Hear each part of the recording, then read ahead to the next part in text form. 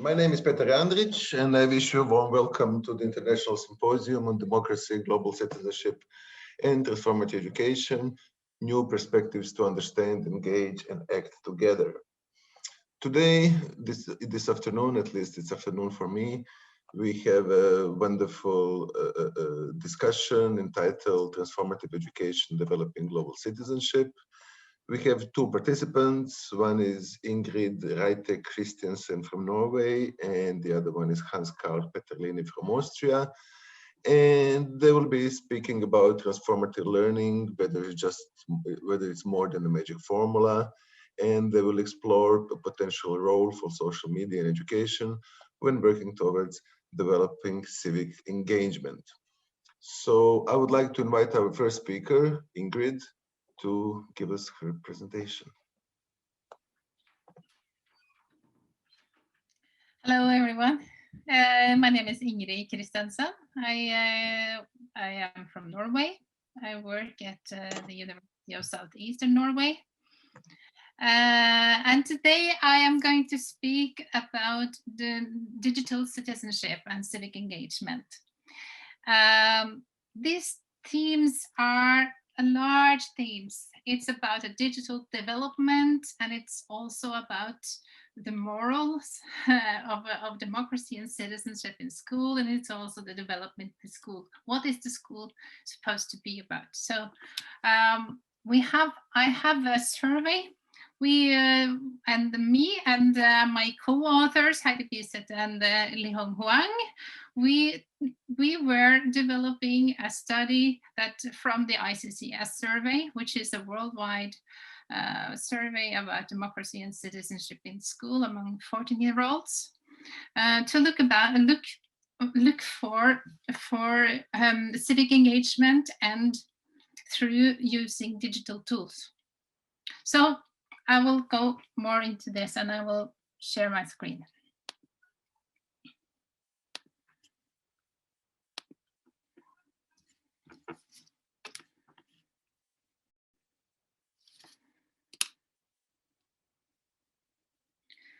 So we have a lot of large questions for this survey. Very large questions. And this is a part of an IAEA book, and that we explore the factors involved in developing digital citizenship education and promoting civic engagement through use of social media among 14-year-old students in the 4 Nordic countries. So we had this large task of exploring and mapping factors for developing this field and developing DCE.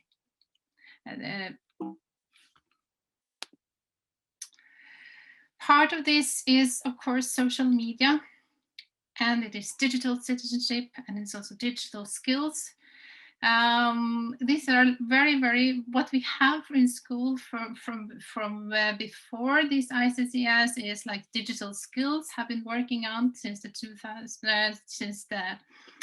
from 2000 and forward, and also we have had citizenship, which has been an increasingly important field of school. We also have this social media, which is an out of school field. The school is apparently trying to combine these three, and it is a very complex task. So we try to make this make a mapping and explorative study of this. We took a starting point in Nordic countries.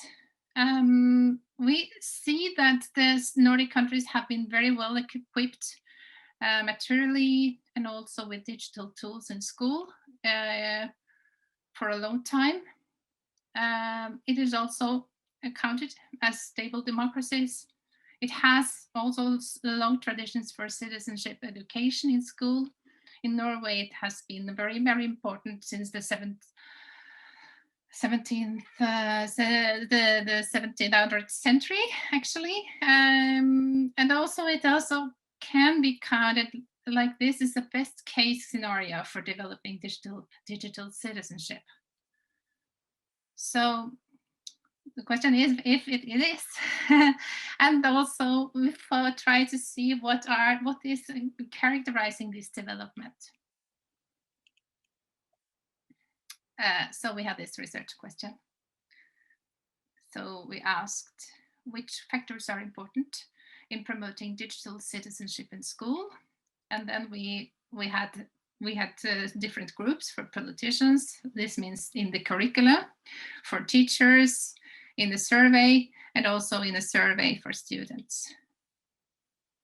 And what we look for, and we try to engage in gaining this wisdom and insights, what the connections are between these ideals of the curriculum in school and the experienced realities of how to promote this digital citizenship in school.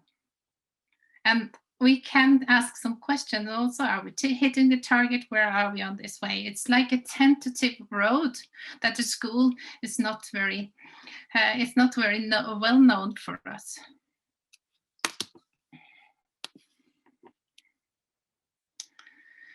So the data for this school is both qualitative and it's also quantitative. It's a mixed method study.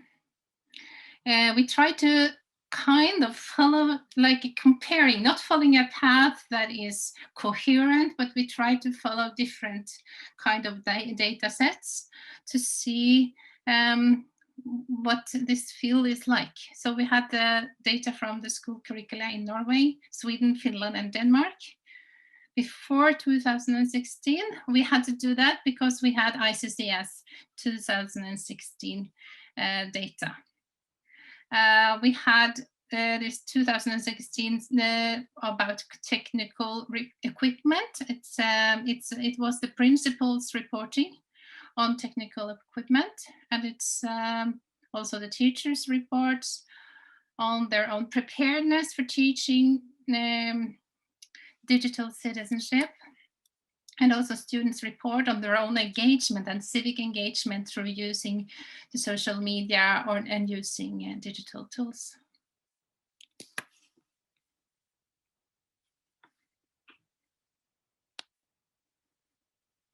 So then we had this formal curricula, digital citizenship, prevailing ideas in the curricula.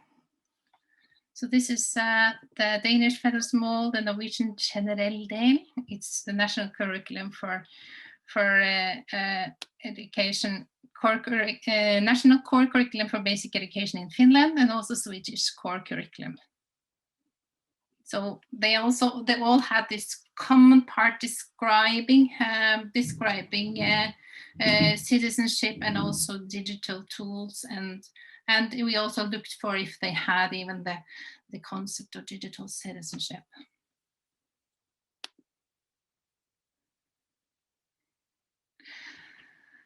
What we saw in this curricula and in the qualitative analysis is that it was kind of a non-presence of digital citizenship in the Norwegian core curricula. Like you saw, it was core curriculum from 2006, so it was the early one. But then it was described like citizenship in very general terms, and it was also the digital was described also in very general terms, as opposed to real teaching and reality. In Denmark, it was connected to the internet and using the internet. So we had ICT and media, internet, collect and critically assess information. And in Sweden, we had this more elaborated, more practical, and also use of the digital tools in political manners. And in Finland, it was also one of 7 transversal skills. So it was different. It was kind of a tentative, qualitative study here to see, also maybe follow some lines, historical lines also, because these were written in very different point of time. So the more elaborated were written later. And we had this survey.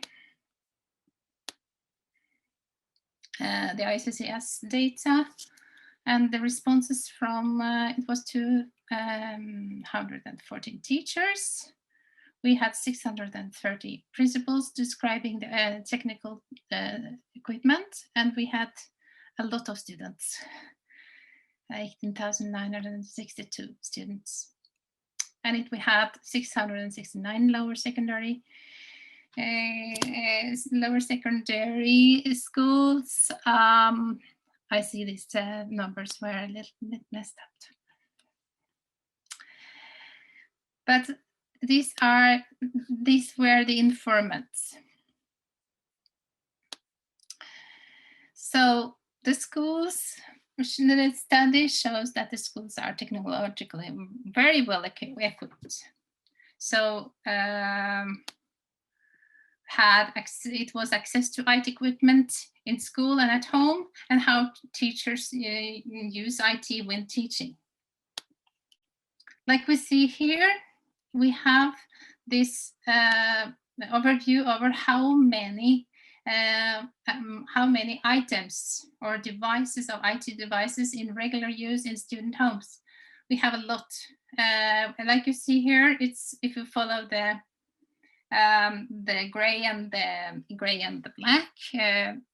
Very many people are like it. So most homes have about, or 60% have 8 or 9 or 7 or 8 items or devices at home. Finland has a lot. Also Norway and Sweden have a lot of items, IT items at home. So it's very well equipped.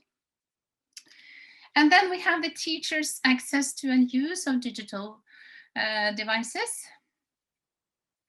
Very quickly, if I just focus on the orange one, which is at the top. Most teachers use portable computers, laptop, notebooks, netbooks,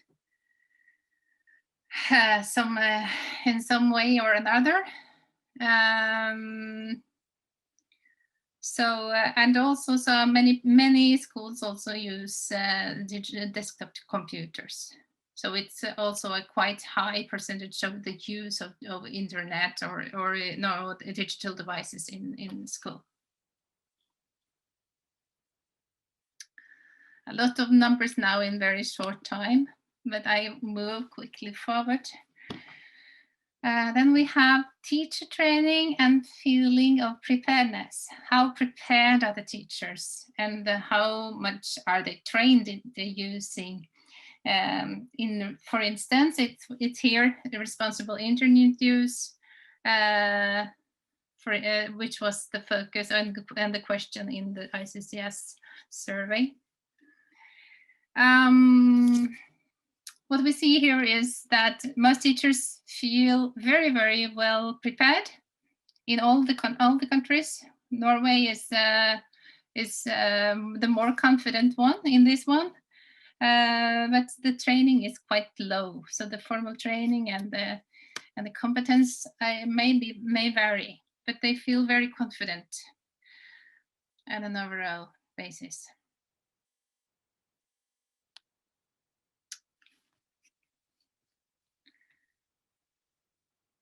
Then we have the teachers' use of ICT of working and planning lessons and working with the students in the classroom, and that is ICT in general. So we have this in general, and to plan civic-oriented lessons. It's also quite. It's also quite high. Many teachers report of a high use of web-based sources, and also they use this internet. The use of internet is also quite high.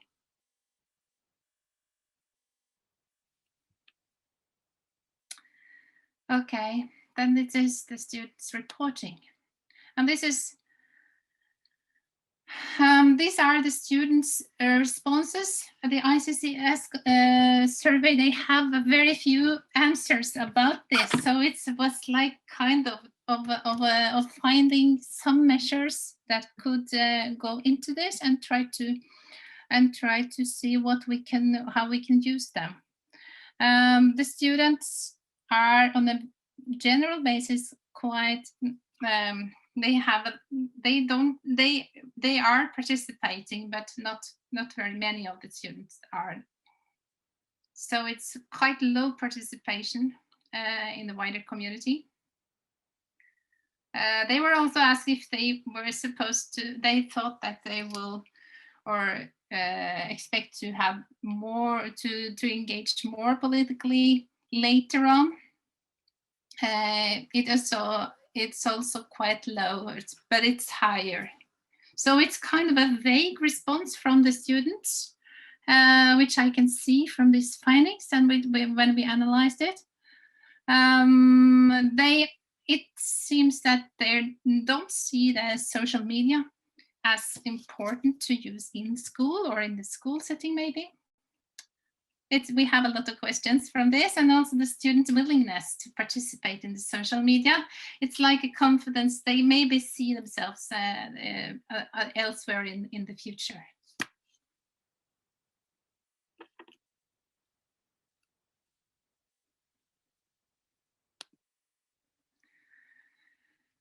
What we can see now, what our question was about the factors for developing digital citizenship and civic engagement through using social media and digital tools. What we can see here, we have some factors that were emphasized across all the material. Information and knowledge was important, was like prevailing. It was the ICT digital tools were prevailing, and also the emphasis of societal values and citizenship. But other factors like teaching methods and learning were weaker. Social media was little in use, and also like the using it for civic engagement was also quite low across all the data.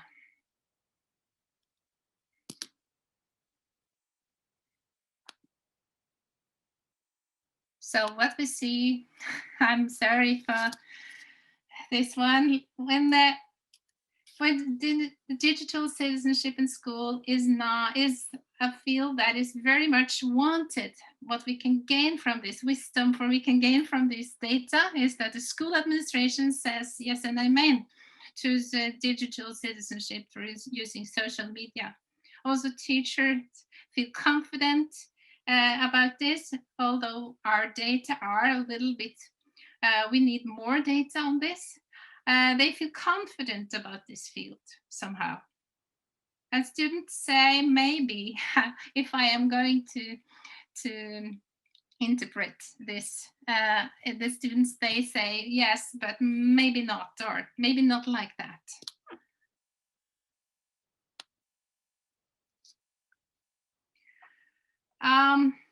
I think that the student responses in this study is very important. I think that the student and the weak responses and vague responses, although we need more data on this, I think it's a very important message. It is, for first, it is like a here and now. How well are the schools prepared to develop the digital schools and to develop digital citizenship? It is an analysis of the updated situation. It is an analysis of a kind of it's also a historical analysis showing some developments from 2006 until 2016. So it gives a glimpse of the emerging field of digital citizenship, I think. And it's the last word is not said, and we need much more data on these things. And then we have question of the realization of the school curriculum. How is the relationship between a prevailing curriculum and what are its real powers for developing school and for having this, like engaging the students or having speaking with this, like being in line with the students, because the students' responses are quite different from the engaged curricula and also the engaged teachers. And third, what is the moral role of school? Is it the school's role to use social media for promoting civic engagement? This is my large question. Does it even the school has anything to do with civic engagement? And what kind of not only practical but also moral question is it to use this social media and to use this kind of a private arena for this youth? Because I think that youth, they don't see this necessarily as a school thing.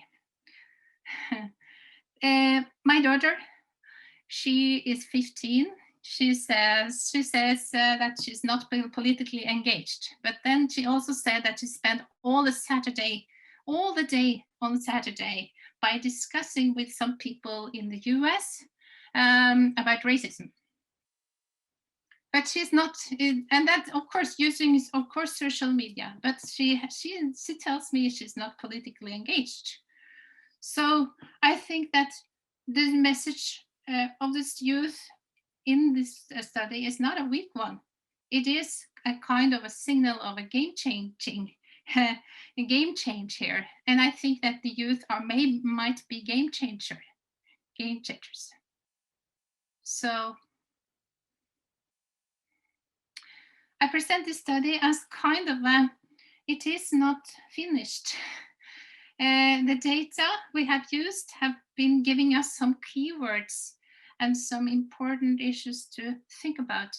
But I think the data, of course, need to be more developed, and also to watch out for game changers, and also watch out for how this change really happens, not only as a top-down one. Yeah.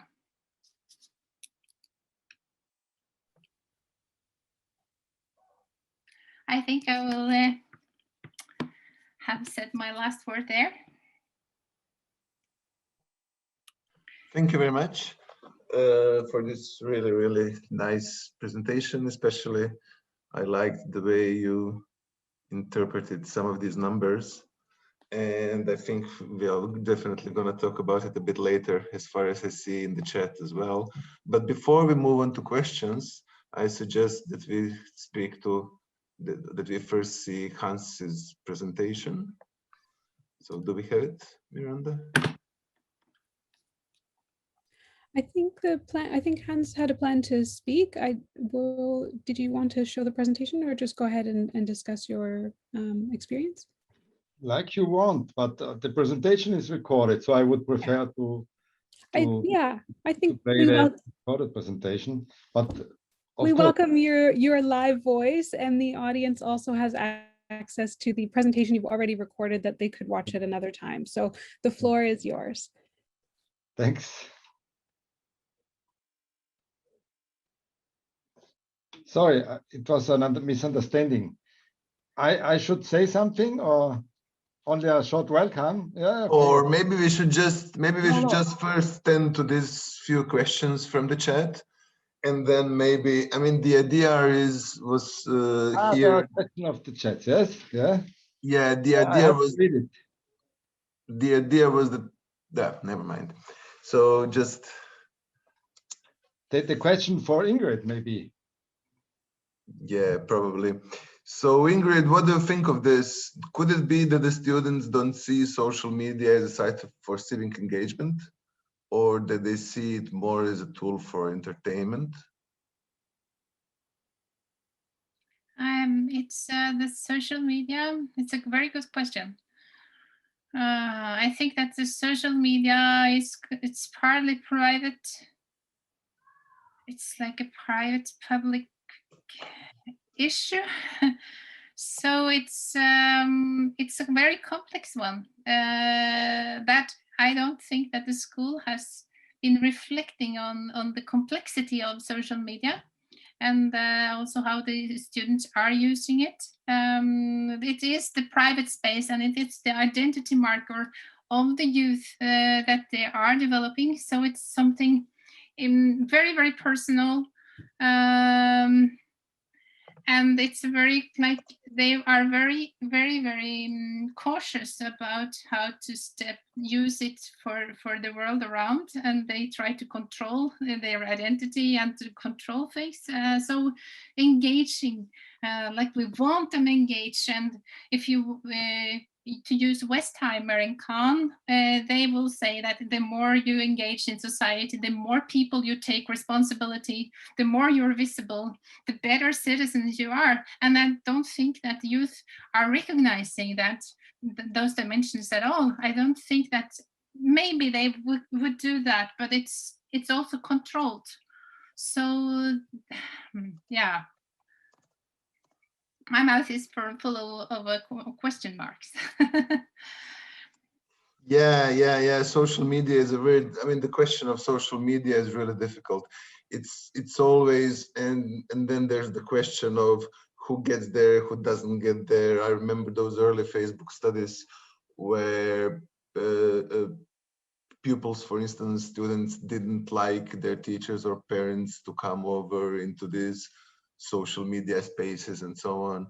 So there's a deeper question of civic engagement that I would perhaps be interested to address. I mean, what can we really, I don't know, somebody puts an online petition or something. I mean, what kind of political influence does this have? Does it have, yeah, what kind of power does it exert as opposed to some other political actions, whether it's participation in public consultancies or even going out and protesting in the streets? Yes, this is a question for me. Yeah, kind of a comment / question. Yes, what?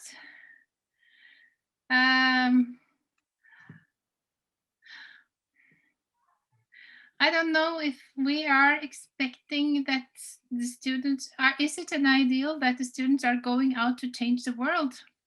Is it, I think that both the format is wrong for many youth, although you have Greta Thunberg movement and this kind of movement and engagement. I think that the engagement is increasing among students, I think among young people, because it's much more accessible than the Greta Thunberg way of doing it. You can go into the streets, but you can very well lie into your bed and engage. So I think that the engagement, my impression is that the engagement has increased. It is, but I think that we measure the measures of it is not. We don't know the measures of it, and we also know that social media is more important than most media institutions or papers or channels. So I think that the engagement has increased, but all this happens outside school arena. I think that the school is disconnected with this movement. I see. Thanks a lot. That's a really insightful answer. I think that indeed, I mean, there was so much going on, but let's hear from the audience about social media and political engagement. I'm really interested what other people and people from all over the world have to say about it.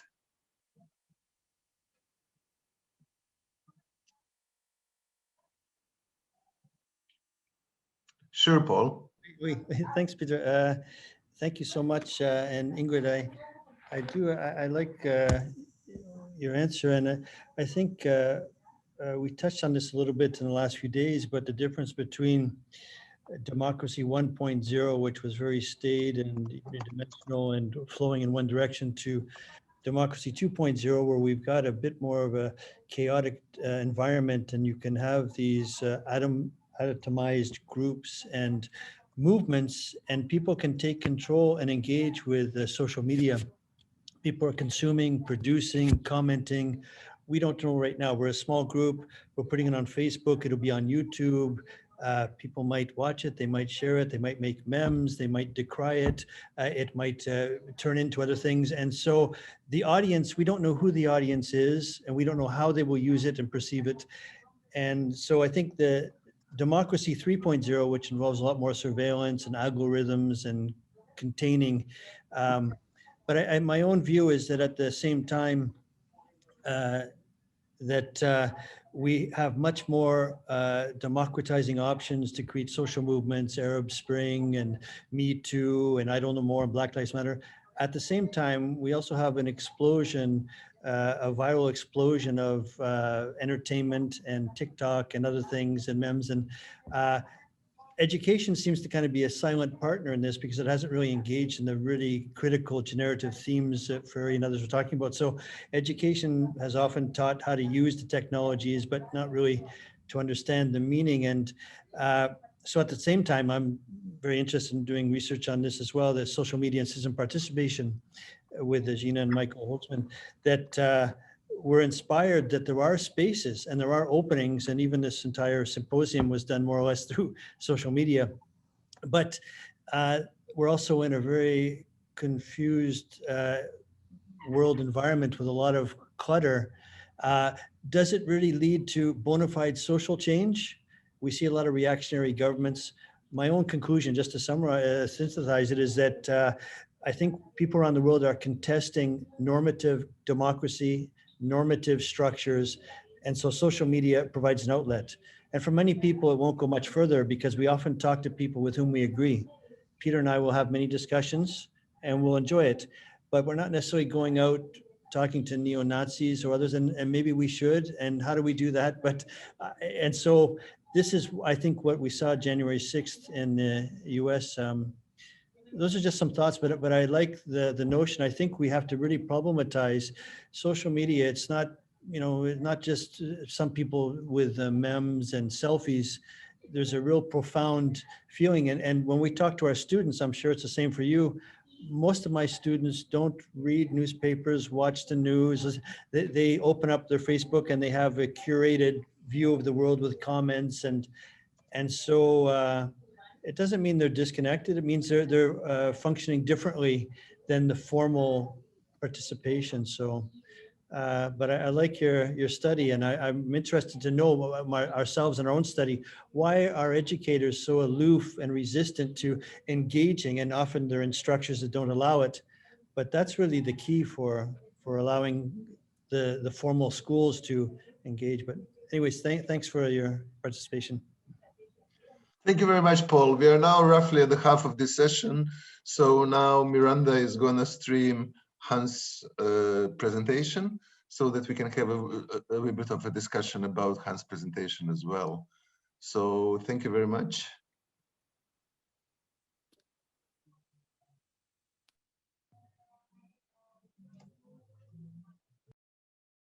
Thank you very much to the UNESCO Chair DCMÉT for the invitation to this important symposium.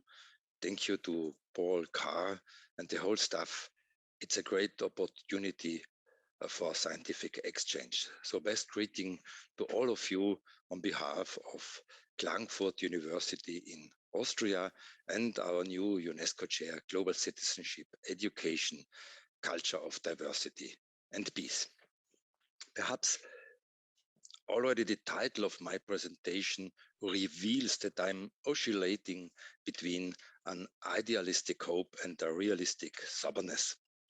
If we look even a little rationally at the situations of our world, our societies, then we must come to the conclusion that profound transformation is needed, a transformative learning that necessarily represents a break with our familiar behaviors and habits, illustrated by this famous image that sought to describe the experience of enlightenment, which unfortunately could not fulfill the hopes placed into it.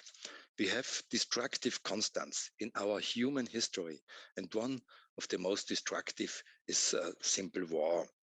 Let us take a short view in the famous correspondence between Albert Einstein and Sigmund Freud about this constant. Dear Mr. Freud, is there any way of delivering mankind from the menace of war? It is common knowledge that with the advance of modern science, this issue has come to mean a matter of life and death for civilization as we know it. Nevertheless, for all the zeal displayed, every attempt at its solution has ended in a lamentable breakdown. And Freud's answer, dear Mr. Einstein, how long do we have to wait before the rest of men turn pacifist? Impossible to say, and yet perhaps our hope that these two factors, man's cultural disposition and a well-founded threat of the form that future wars will take, may serve to put an end to war in the near future, is not chimerical. But by what ways or byways this will come about, we cannot guess. Meanwhile, we may rest on the assurance that whatever makes for cultural development is working also against war. The 100 years past since then unfortunately confirm that not even the skeptical hopes have been fulfilled. On the contrary, wars are carried out more sophisticated with ever greater coldness, even to a kind of distant smothering, smart killing.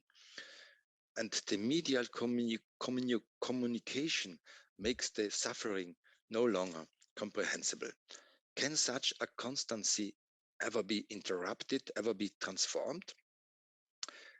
And transformation requires, as I have said initially, the interruption of constants. Learning is not possible without breaks with the habitual, and we have become familiar with too much.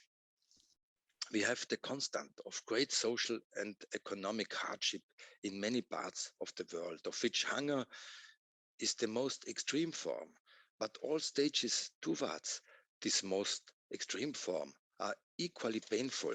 Neglect of children, to whom from an early age on, only criminality seems to be given as a way out. The wasting away of people with diseases due to destitution, malnutrition, inadequate housing conditions, lack of care, lack of medication and medical help, to make only a few examples, that we do not have a just world order. We have, besides these two constants, war and social inequality, which reinforces each other, progressive destructive developments, which should make us realize that staying in the familiar is not possible at all. It doesn't help to sit on the better side of the planet, as many, not all of course, people in the global north are privileged to do. COVID-19 has taught us that a tiny virus transcends our boundaries, thwarts our habits, undermines our systems, shakes our supposed invulnerability and invincibility. We could learn a lot from COVID-19 precisely because it is an interruption of the familiar. But do we really learn from it? And if so, what do we learn? Another, even more threatening progressive development is the unrestrained overexploitation of our natural resources, the loss of species in the plant and animal world through partly deliberate extinction, partly through doubtless exploitation, because we impose our greed on this earth given to us without thinking that nothing is inexhaustible, that everything is limited, with and everything's come back to us, like this picture shows, and also, for instance, through flight and migration. But instead of learning from that, on seeing refugees as a major messengers of the repressed inequalities and injustices coming back to us, we try to hold them back at the borders, pay undemocratic regimes money for that. Let them sink and die in the sea or send them back to war zones, thinking that by this way we also can reject the problems. We also can reject the boomerang of our actions in the world. Climate change, much more subtle, much quieter, much less sensational, is probably the most dangerous boomerang of our actions. But do we comprehend it? We should learn to live differently, more in solidarity, because the sharing of resources does not diminish them, but increases them, because in doing so, joy arises and the awareness of how blessed we are in this world, or how blessed we could be in this world.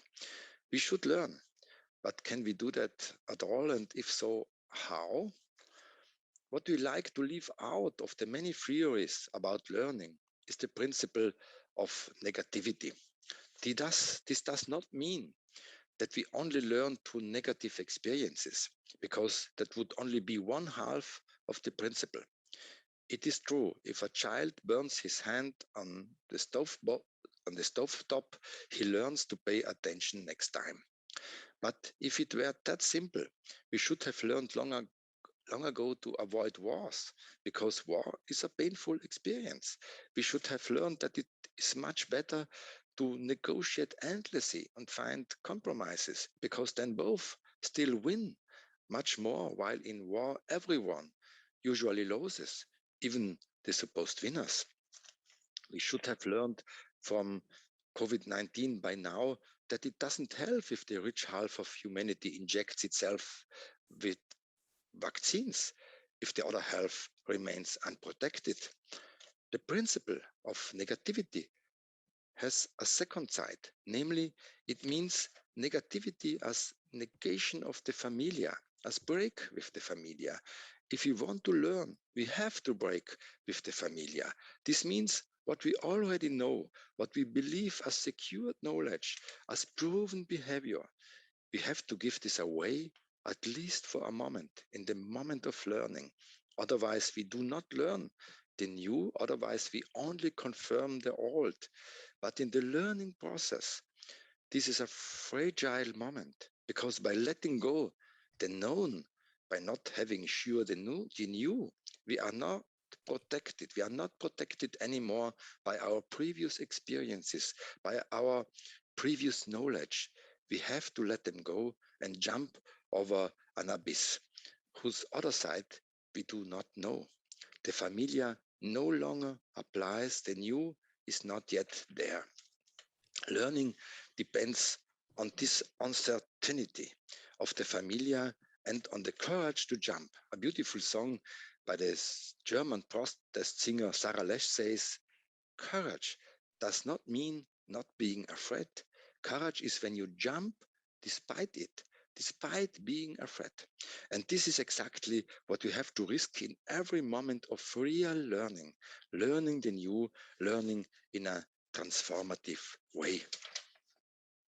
I would like to show the negativity with a positive example. Children who are beaten, who are humiliated, who grow up with sentences like, "You can't do anything, you are not worth anything," who grow up without love, must first learn in therapeutic settings to let go of this experience. The principle of negativity in this case means that they let go of the very negative experiences, their bad experiences, and to risk the good experiences. The bad experiences has been being unloved, not valued, never having been encouraged. And the new experiences they have to dare would be dare to be lovable, to be able to do something, to be worth something. They are the unknown positive experiences. Now we might think this must be easy, learn the better one. It's not easy. In therapies, the most difficult moment is that people let go of what they have learned, even if these are bad experiences, you are not worth anything, and start to love themselves as they are. Start to accept to be lovable by others, and vice versa. When we want to learn that unreflected consumism doesn't fulfill our desire to be happy in this world, that this is mostly a compensation for needs like being loved, being accepted, being recognized, being in relation with others and the world and with ourselves. So we have to let go this seductive compensation and trust on relation to other people, to ourselves, to socializing, to nature.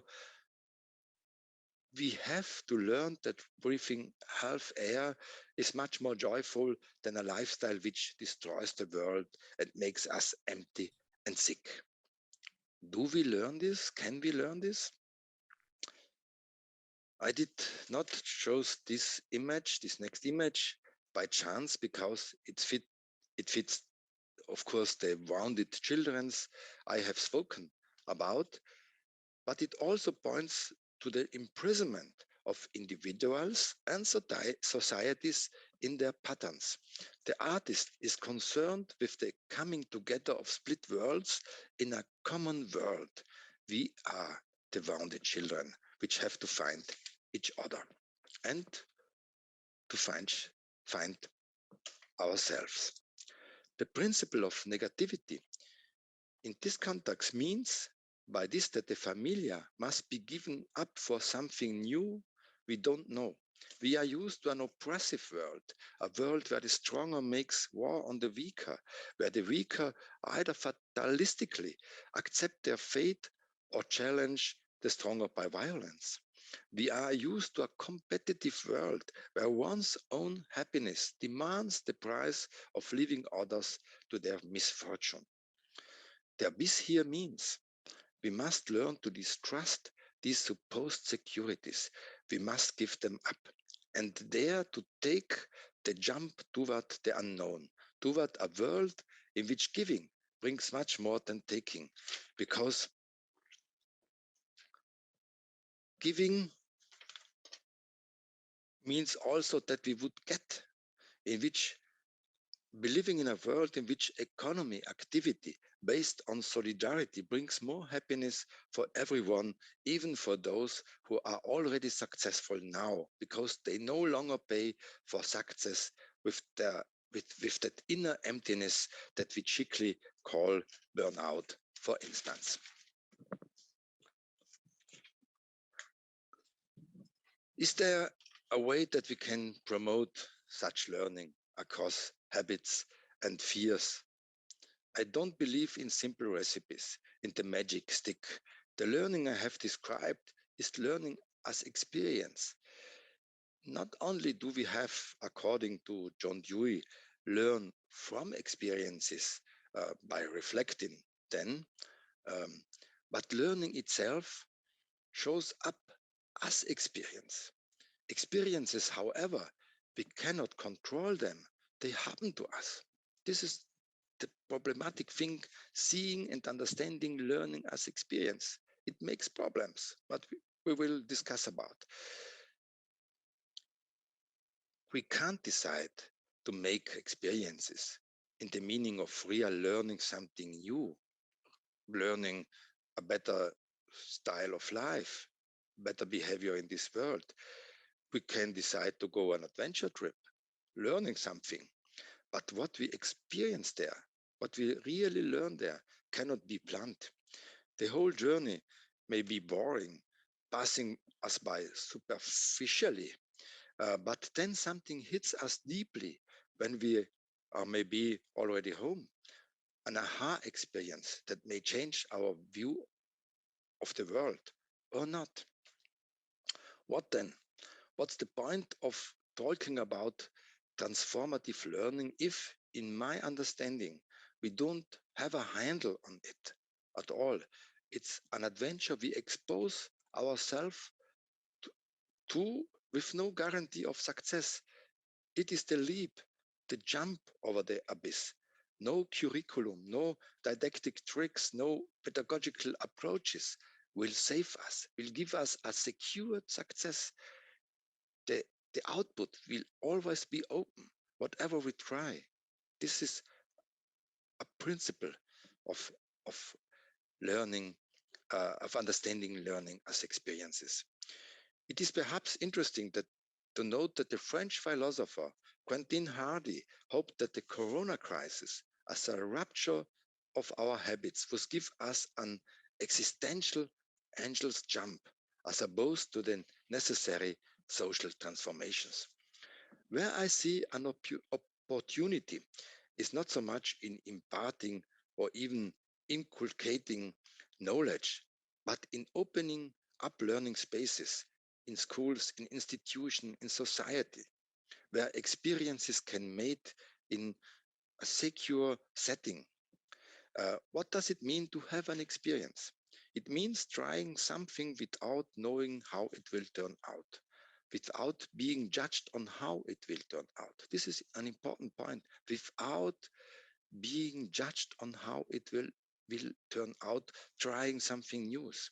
And in order for me to have experiences, I have to get involved in situations, in concrete situations. I have to come into contact with the things I'm talking about or thinking about. I also have to let myself be touched. Learning as experience means that we take a new attitude towards learning. We always look at the output, believe we can measure it and give grades for it. We have to look much more at the process. What do we actually do? How do we do it? What are we actually doing?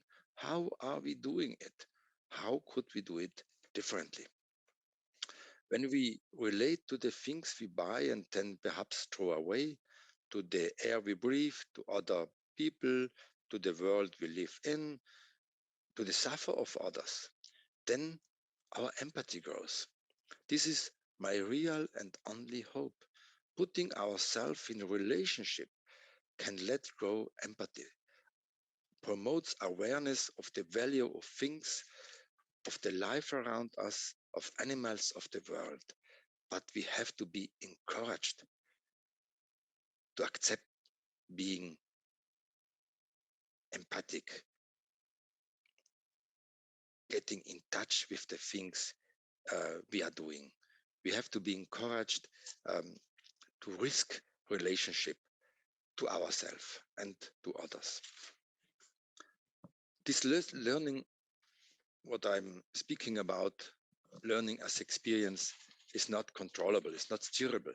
It trusts that we are empathizing with everything we are in relationship with. To put ourselves in relationship is then perhaps already the angel's leap.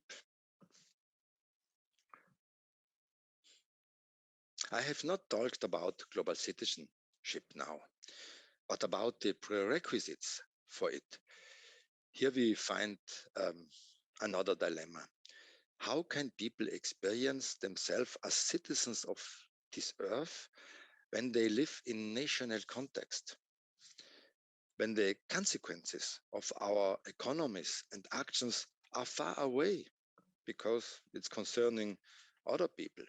We never know. Here, on the one hand, I see opportunities that have just been strengthened by COVID-19. Digital networking, as we are doing now, as we have today, learning groups across continents where children, youth, students, adults can exchange ideas.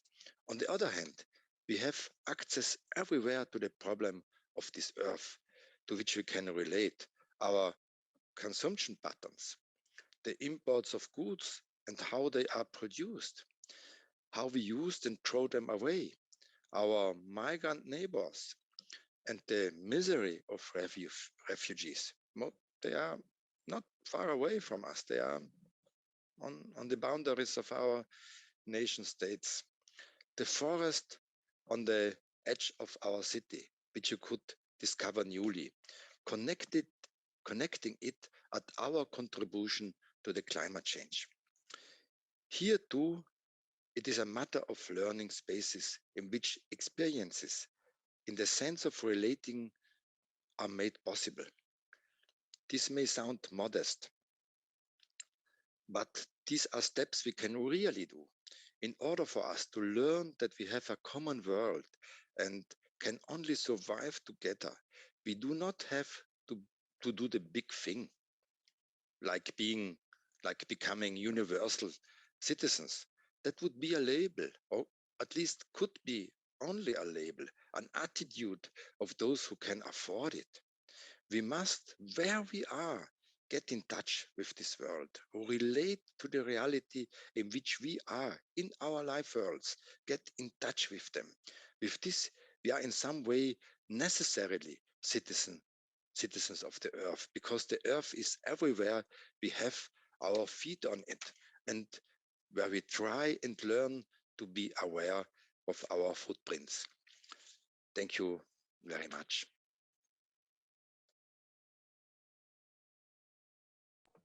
Thank you so much, Hans. This was just amazing. I really enjoyed the presentation. We have actually some time for questions and comments. So I would like to invite everybody to join us in our reflections to this piece. Maybe Ingrid has something to say, or somebody else. Yes, I can say thank you so much for the presentation. I think I tried to find like the links between our presentations, and what struck me is maybe on the connection between on learning and on what can be learned in school. What is I asked a question in my presentation about what is the moral role of school in the use of social media, which was my topic. But it's from this one it's what are the risks of this learning? And as we see, like this social media, it's turning the school, might turn the school's role upside down, maybe. So it is my general reflections that what I hear from you is that I have these questions: what can be learned in times of when we know when the aims and the content or the means of learning are changing. Is also the content changing? So it's I had some large questions in my mind when you spoke. Thank you very much. Anybody else? I actually have a question, but I first want to hear if there are some other questions or comments by others.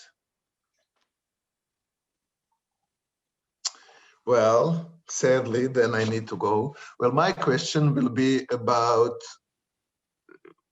from what you're speaking, I see loads of reflections, like not direct reflections, but reflections of the German concept of Bildung. And I've been recently thinking of digital or post-digital Bildung, because I've been studying Bildung like 20 years ago before social networking. And now I think that it would be really nice to take a look at the concept of Bildung in this context. So what are your thoughts about it, Hans? Thank you, Peter, and thank you also, Ingrid.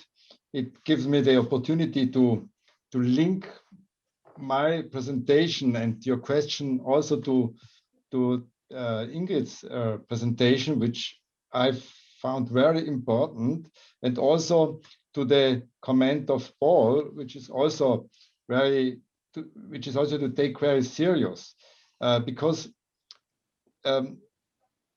yes, Bildung means that it's not only learn something, but change yourself in the relation to yourself and to the world, being becoming the person only you can be. It sounds maybe a little bit complicated, but the idea is every person is individual, is something where is someone or very special and has a high potential, but has to learn through Bildung to become in some way the best performance from yourself. And relating this to a world where schools, in my opinion, and also how I know schools when I go when I do research on schools, where experience is not possible to do, because always there is only a teaching to the brain, but not to the whole person, also in a bodily understanding. And now we have the great challenge that this world is also becoming more digital. And there the question is very important. Can we do also experiences to digitality? Can we do also experiences through social media? And I think it's interesting, because in some way we could say social media are only communication through a media. There is not face-to-face communication. There is not a bodily response between a person in communication. But this social media gives us the opportunity to relate to people we would never know otherwise, to situations in the world, and to go in an exchange with situations and experiences by other peoples we would never have an access to these experiences. And social media could help us. And we have also heard the sorrow by Paul, that's that social media are also a place where hate is growing, where hate is where we found an explosion of hate. And this reminds me a little bit of the radio.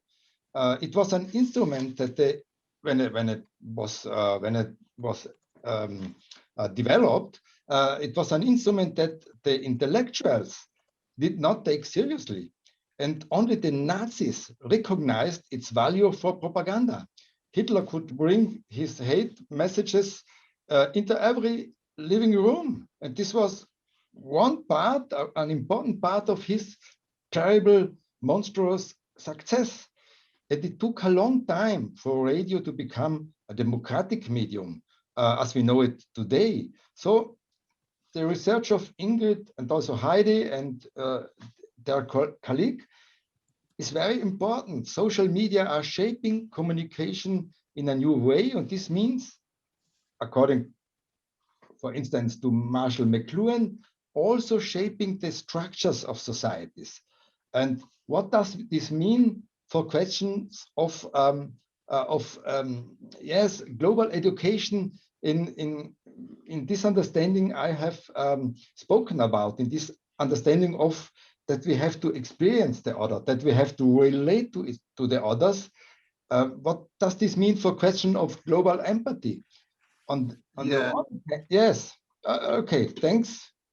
I think it's really the question of global empathy is a good point to stop, because we do need to stop somewhere. We have 2 more questions. We are 4 minutes over our time.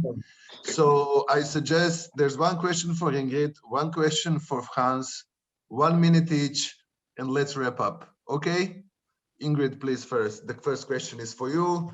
It says, in a recent book by Swedish psychiatrist Anders Hansen, he argues that smartphone is a modern drug and suggests digital detox and spend time on exercises, and the risk of youth being addicted.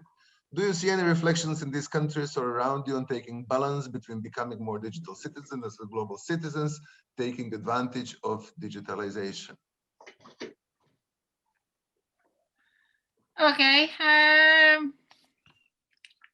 This is twofold question. I have a twofold answer to that. In one minute, of course. On the one hand, it's in the one hand, it is one hand it's of course we need more than a phone, like physically, mentally, everything, like bodily. The world is much like around us, and it's like this is we cannot change that with anything else. On the other side,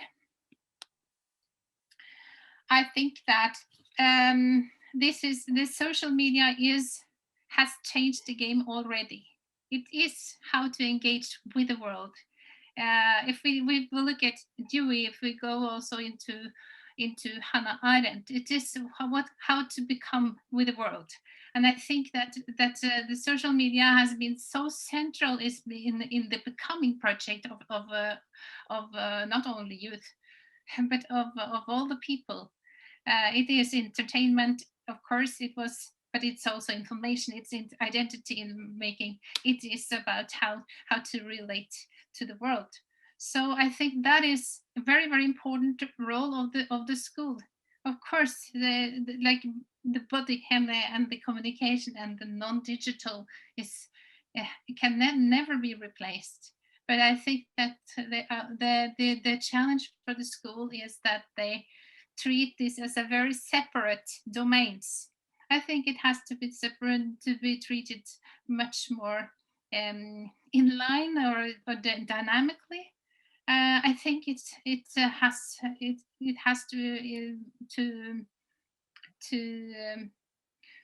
I think it also affects the schools. So I think there would, if we understand the social media and we understand, then we understand youth, and then we might understand learning and the communication and their becoming, the projects of becoming. So I think that I think the internet has come to stay. So I think that the school needs to grasp it. Thank you very much. Excellent answer, excellent questions. One last question for Hans. Please wrap up with this answer because we are really, really very, very over time. So the question is, what you think about Dewey's concepts of miseducative experience, especially in relation to the idea of taking a leap of faith when you can't predict the outcome of learning or experience? It would help if you turned on the mic. Hans, you're muted. Hans, muted. I'm very grateful for this question because it's important. It leads us to the question of our pedagogical or educational possibilities. I was referring to the phenomenological concept of experience, and this experience come upon us. We cannot control it. Experiences in this meaning come over us. For example, the experience of wonder. We can look at nature, we can go to the mountain, but we cannot decide whether we are amazed or not.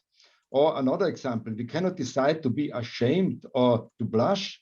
In this sense, the question points are a very important point. Experiences are a challenge to our pedagogical and educational action. And here I find Dewey very important because he says we learn not only true experience, but by reflecting on it. In this sense, we should offer school pedagogical spaces where learning involves the level of experience to reflect on. What was good about this experience? What is misleading us? I hope I have been able to give some meaningful answer to these important questions. Maybe the question is more important than the answer. Thanks a lot, Hans. I think that this is a beautiful last word. Questions are really more important than answers. And Paul here and all the others who organized this conference have given us this tremendous opportunity to actually engage and to ask all those questions and to be together. But now we are 10 minutes over time and we really need to go because people have physical needs before the next session. Thank you very much, everybody. And I hope to see you soon at the happy hour.